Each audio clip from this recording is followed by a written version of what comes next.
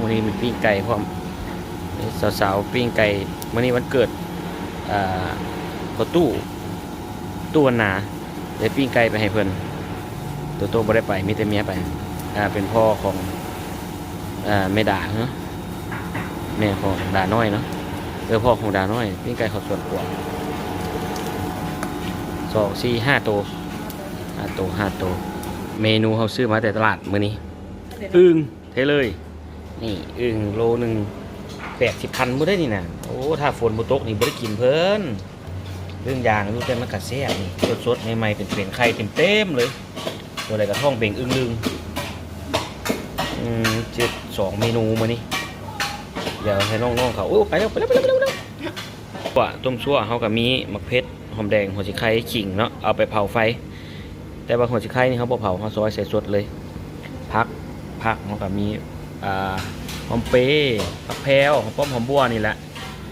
ผักที่ใส่ต้มซั่วนะก็เฮ็ดคือต้มซั่วเป็ดซั่วไก่แต่ว่าเฮ็ดต้มซั่วอึ่งนี่สิแซ่บก่อนเราเบิ่งมีโตสิลงมือเองเลย2เมนูมักเกลือแล้วเป้งนัวแล้วหน่อย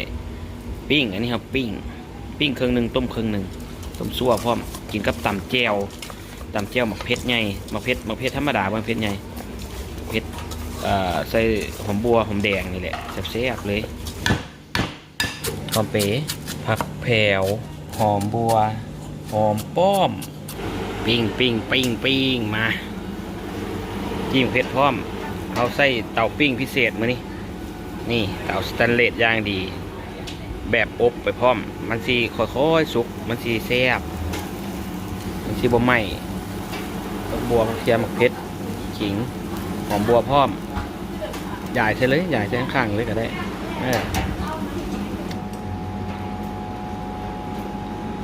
มาเบิ่งอีกรอบไก่สิสุกแล้ว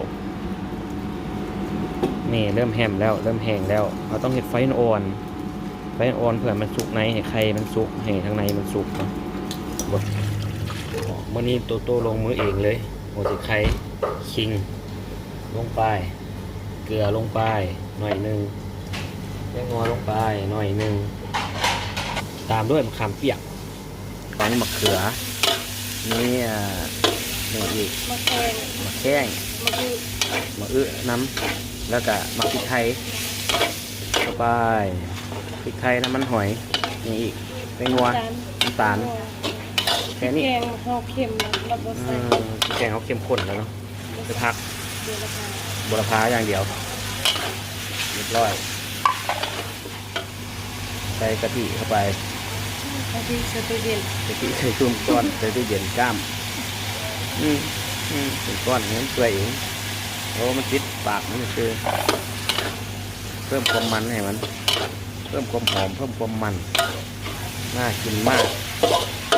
แซ่บแล้วมาจัดจานเลยพี่ตักจานเลยนี่เลี้ยวไปจานหนึ่งมาใครอยากกินผัดเผ็ดเย็นมาเด้อจับโซ่หน่อยนี่ผัดเผ็ดเอียนโอเคไปเสิร์ฟร้านเขาก็มีต้มส้มเครื่องหลายๆหอมแน่นอนใส่หม้อไฟมักเลนหอมเป๋หอมบัวได้ไฟใส่ห้อนๆนะตำแจวมักเผ็ดเขาสิตำพร้อมกันเลยที่ใส่ซั่วเนาะมักเผ็ดเข้าไปอีกนิดนึงเฮ็ดเป็นแจวพร้อมเฮ็ดเป็นอันซั่วพร้อมแบ่งเครื่องกันกระเทียมหอมแดงตำแล้วจริงสีแรกเนาะหอมบัวครับปิ้งไว้ใส่เข้าไปอีกเพิ่มความหวานเกลือเป็นนัวตามอีก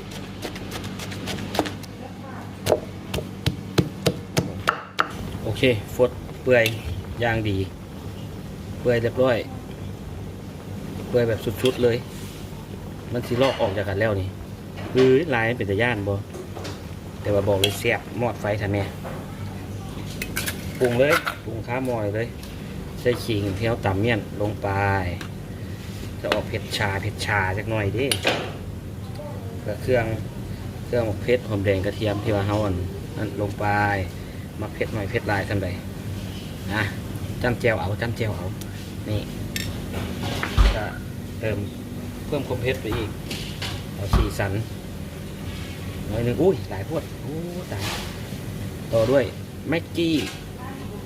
สูตรนี้ใส่แม็กกี้นี่เพราะว่าเกลือเอาใส่น้อยเดียวเอาความเค็มจากน้ำซีอิ๊วน้ำปลาอย่างดีโอเคนี่ต่อด้วยเดี๋ยวคนก่อนเดี๋ยวเราชิมรสชาติกันนี่แหละซั่วสูตรโตต้มชั่วอึ่งเดี๋ยวจะให้เขาจิตใจเนื้อมันออกนะจะกินง่ายเนาะโอ้เข้มข้นบ่ชิมก่อนเด้อชิมก่อน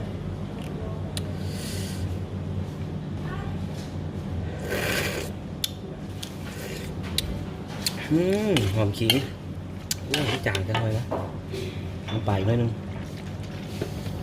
เสียอยู่อีกหน่อยนึงโอเคนี่ได้เลยใส่ขิงไหลให้หอมใส่ผักเข้าไปผักแพรวใส่หลายหอมเปรี้ยวพร้อมขาดบ่ได้ก็คือหอมบัวหอมป้อมเจ้ามันมาสิกบเกลือนรสชาติเลยจังไดนี่แหละต้มซั่วน้ำคุกคิกแบบนี้สดเลยสดได้สุดหอมสุดเสี้ยกินกับแจวกินกับปิ้งเผ็ดสัดสะใจเผ็ดสะใจแน่นอนชิมอีกรอบ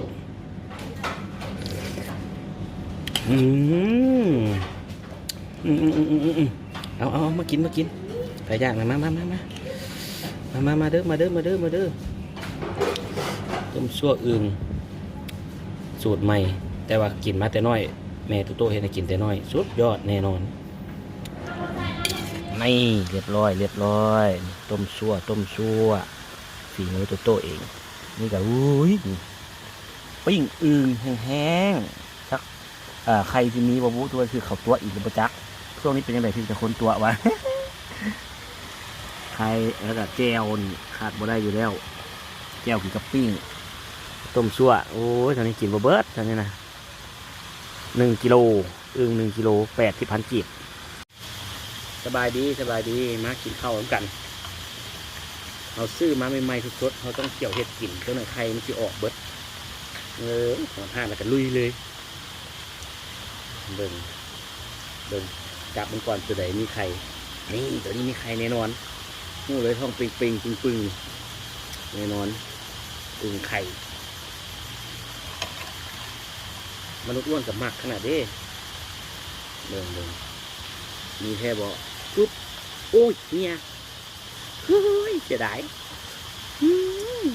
ทะลักเลยไข่ทะลัก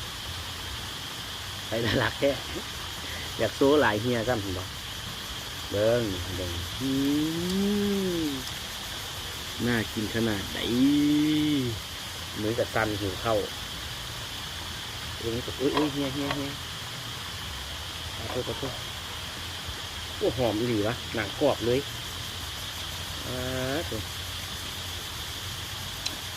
ลายแตกอุ้ยเฮียมด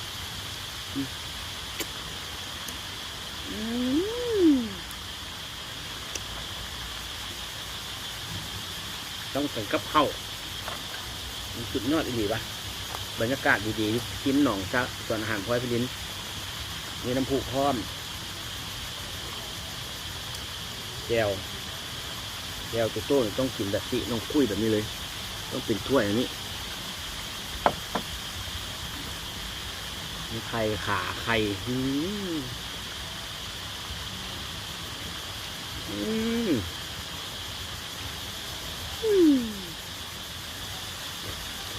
กลิ่นไม่ยำถึงแล้วกรอบ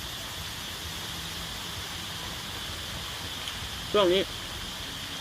เป็นหน้าของจักจันแล้วที่ปลอมจักจันเทียดหลายเลย ยืนยันบ่เสียงก็กันรสน้ำชั่ว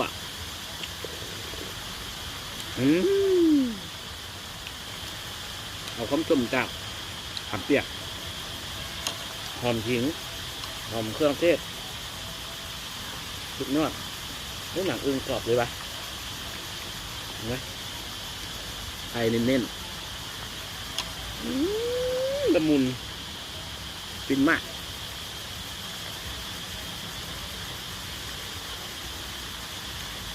อาหารแบบนี้มันต้อง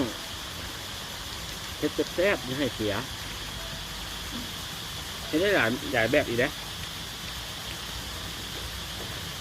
ต้มเอาไปนึ่งปิ้งแล้วนี่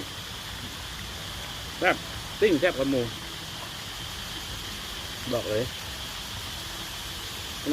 นี่มันยังบ่ทันมากินอย่างซ้ำมันยังบ่กินแมงเมามันอย่างซ้ำเด้อันกระเพาะมันนะดูดเอาแบบเลยทั้งตับทั้งอย่างเลย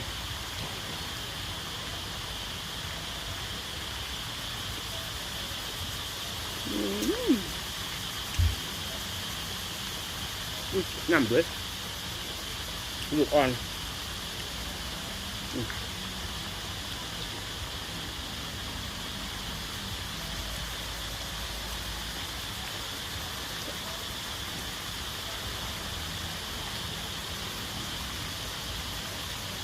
เป็นเมนูสั้นเลิศที่ว่าอยู่ใต้ดิน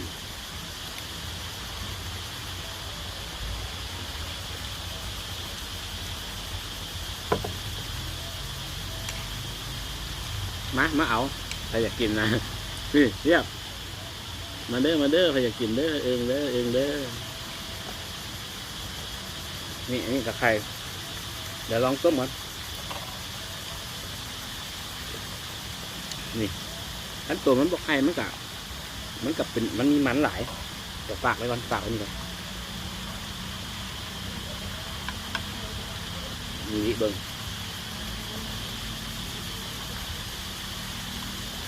มันอยู่แล้วอึ่งน่ะแล้วบ่มีไข่มันกับมันนี่ตัวนี้บ่มีไข่ตัวนี้เลือกเองวะเลือกเองถ้าบ่สร้างเลือกแต่บ่ฮู้แต่เนาะตัวไหนมันกินนี้เนาะ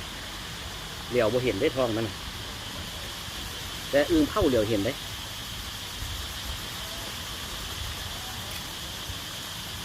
ตรงนี้ใส่มือเด้อ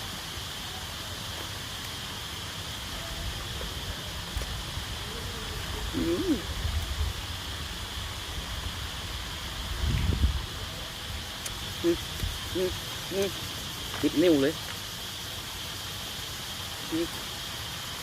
สดทั้งกระดูกเลยเลยมาย่ำทั้งกระดูก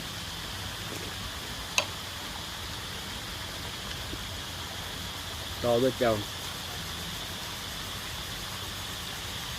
เปื่อยต้มไม่เหลือกับเปื่อยปะ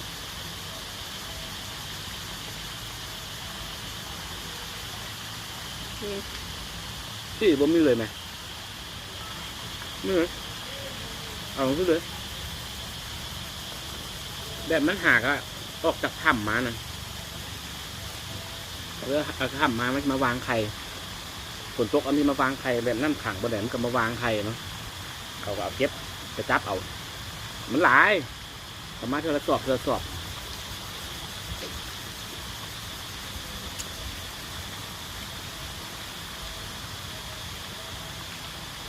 หัวมันบ่กิน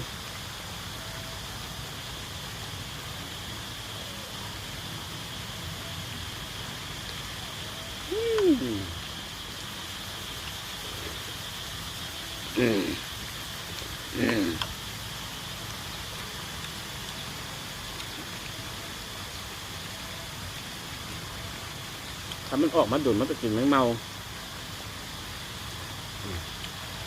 บ่มันมีเยอะสิไข่ล้วนๆสุดยอดเบิ้ลตัวนี้ก่อนเลยแซ่บๆก่อนเลยบางคนกินนักเอาตัวแซ่บไว้กินสุดท้ายบางคนก็ เราแซ่บกินก่อนเลยแมนบอใครเป็นคือโต้แน่ แมนบอ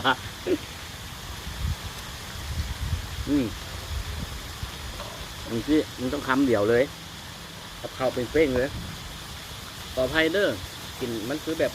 เถื่อทะจังหน่อยเพราะว่ามันต้องใช้มือไหมบนหนึ่งถึงน้ำบนหนึ่งถึงแก้วอยู่เห็นไหมโอ้ใหญ่เกินดูเลยเฮ้ยไข่เฮ้ยงะ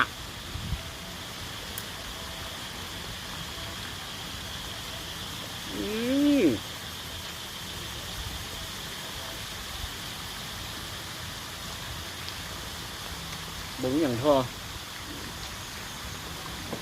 นี่làเด็ดđấyครับหอมพักแถวหอมขิง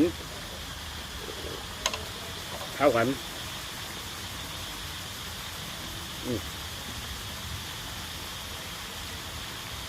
แล้วเพราะมันบะหมี่อย่างเลยไหมนี่กับบะหมี่ไหม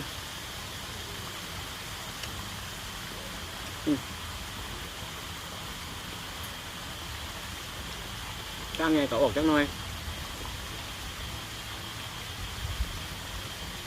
กินอันนี้มันต้องคอยกินเนี่ยหลายไปห่วงกินได้หมดทุกอย่าง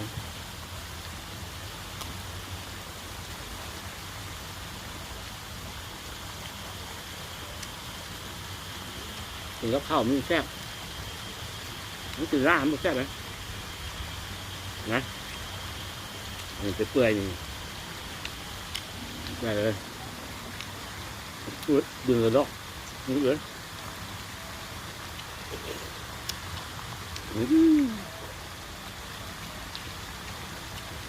มันน้อยหนึ่งไม่ใครแล้ว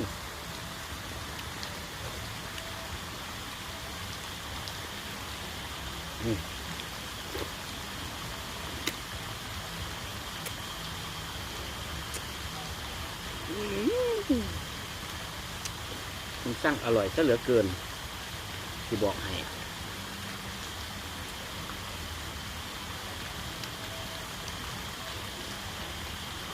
บ่มีอย่างแซ่บเท่านี้ละ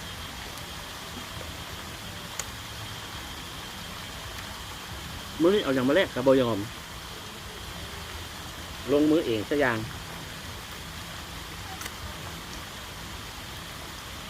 ย่างไปเห็นอยู่ตลาดได้ปะบ่ต้องขึ้นยากเลยนะเอาเลยเมื่อขึ้นยากของดีหายากแพงก็กินแต่ว่าซื้อหน่อยเอาซื้อเพราะกินอิ่มเพราะหายากเบิ้งเดี๋ยวนี้จะเอาทั้งตัวเลยบ่ต้องเอาขี้ออกเลยต้องเอาไส้เอาพุงออกเลยหัวพร้อมมอบสำหรับ FP ที่เข้ามาเบิ้งคลิปนี้เป็นตัวเลยย่อนขามลงไปเลย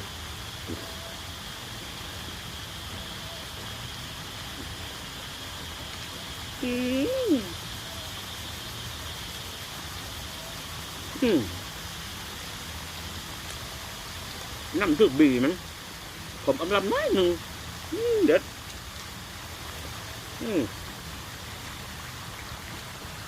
ถึกน้ำเข้าไป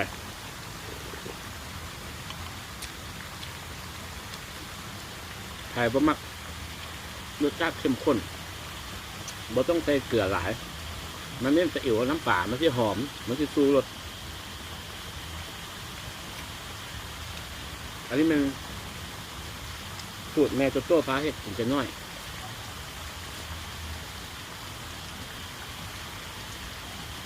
ชื่อได้ว่าอีแมว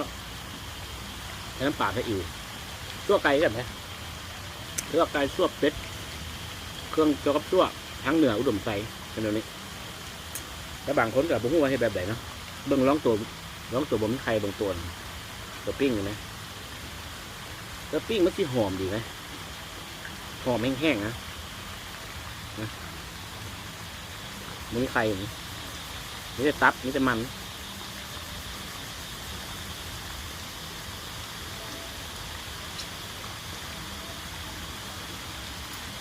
มือเลยจักจันออกส่วนตุ๊โต้มียักจันออกเด้อไปเบิ่งย้อนหลังได้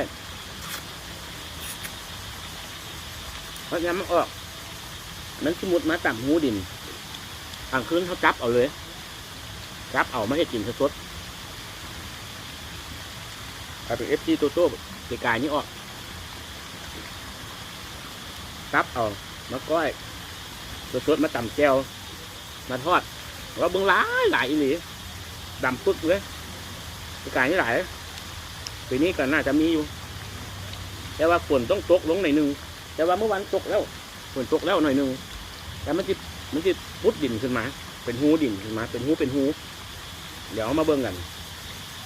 แล้วเดี๋ยวนี้มันขึ้นมาแล้วมันได้ยินเสียงมาแล้วนี้ใช่ไหมมันก็เต็มไปเลยเนี่ย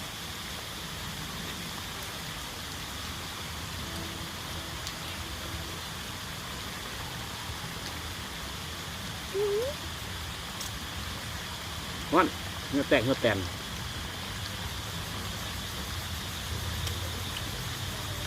โอ้อิ่มถึงกับเข้าเดี๋ยวมันก็เลยอิ่มไว้เนาะขออภัยหลายที่กินบะเบิดจงไว้ให้มนุษย์อ้วนครับเมียกินอันนี้แม่เพื่อนที่กินนี่มนุษย์อ้วนกินมนุษย์อ้วนนี่เลือกเอาตัวไข่2-3 ตัวพวกนี้กี่ตัวพวกนี้มันกินได้กินลายได้โอเคสำหรับคลิปนี้ก็FC ที่เข้ามาเบิ่งใหม่อย่าลืมกดไลค์กดแชร์กดติดตามช่องโตโต้เวียงจันทร์เสริมกำลังใจให้โตโต้ให้คลิปดีๆแบบนี้ออกมาอาหารพื้นบ้านอาหารลาวๆท่องเที่ยวมักแบบไหนคอมเมนต์เข้ามาได้เนาะเจอกันคลิปหน้าสบายดีบ๊ายบาย